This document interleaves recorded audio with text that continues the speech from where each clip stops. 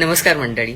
परवा मी एक व्हिडिओ केला होता की त्यामध्ये मी मेन्शन केलं होतं की फेसबुकवर एका मुलीने असं लिहिलं होतं की मुलींना जर परवानगी मिळाली तर त्या आपल्या आईवडिलांना व्यवस्थित सांभाळू शकतील आणि कुठेच वृद्धाश्रम दिसणार नाही. तर त्यावर एका मुलाने रिप्लाय केला होता की ज्या मुली जिथे लग्न होऊन जातात तिथेच त्यांनी त्यांच्या सासूसाऱ्यांना जर आईवडील समजून हे बघितलं त्यांना तर पृथ्वी तलावर कुठेच वृद्धाश्रम दिसणार नाहीत.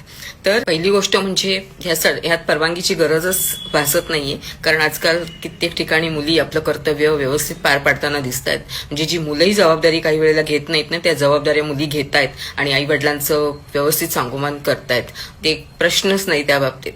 तुम्ही जेवढं प्रेम तुमच्या मुलीवर करतायत ना त्याच्या दुपटीनं प्रेम सुनेवर करा. असं जर कोणी म्हणलं तर ते शक्य आहे का कुठल्या सासू सासऱ्यांना? नाही ना. तसंच मुलींना सुद्धा आपल्या आईवडिलांची जागा सासू सासऱ्यांना देणं इतकं सहजासहजी शक्य नाहीये. आणि हे जर घडून आलं ना, म्हणजे सासू सासऱ्यांनी सुनेला मुली इतकंच किंवा तिच्यापेक्षा जास्त प्रेम केलं तर नक्कीच त्या मुली आपल्या आईवडिलांची जागा सासू सासऱ्यांना देतील.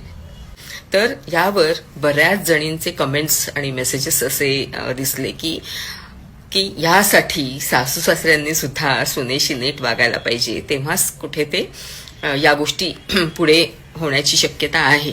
तर खरोखरच मला सुद्धा हे असंच वाटतं की एखादी गोष्ट जेव्हा आपण म्हणतो ना की आपण जितकं देतो, आपण जे देतो दुसऱ्यांना ना तेच आपल्याला रिटर्नमध्ये मिळत असतं. मग आपण चांगुलपणा दिला तर चांगुलपणा मिळतो, आपण वाईटपणा दिला तर तो वाईटपणा आपल्याला मिळतो. मग विचार करताना जेव्हा सून घरात येते ना त्यावेळेला नेहमी हा एकदा तरी विचार करावा की आपला शेवट यांच्या हातात आहे, मुलगा आणि सून यांच्या हातात आहे.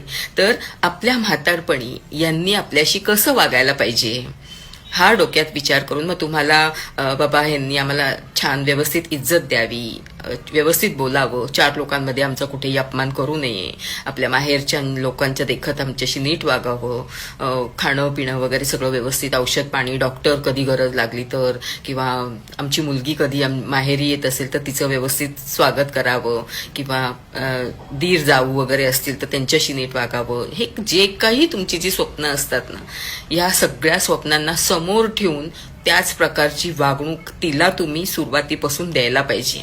तिचा कुठे अपमान होता कामा नये, कुठल्याही घरातल्या मंडळीने तिचा अपमान करता कामा नये. सून ही आपल्या घराचं नाक असते, त्यामुळे तिला कुठेही अपमान, कुठेही तिला झुकावं लागतंय की काय, या सगळ्या गोष्टींची खबरदारी थोडीशी सासू सासऱ्यांनी घ्यायला पाहिजे. तिचं सुख कशात आहे, तिला कुणी त्रास देतंय का, कुणाचा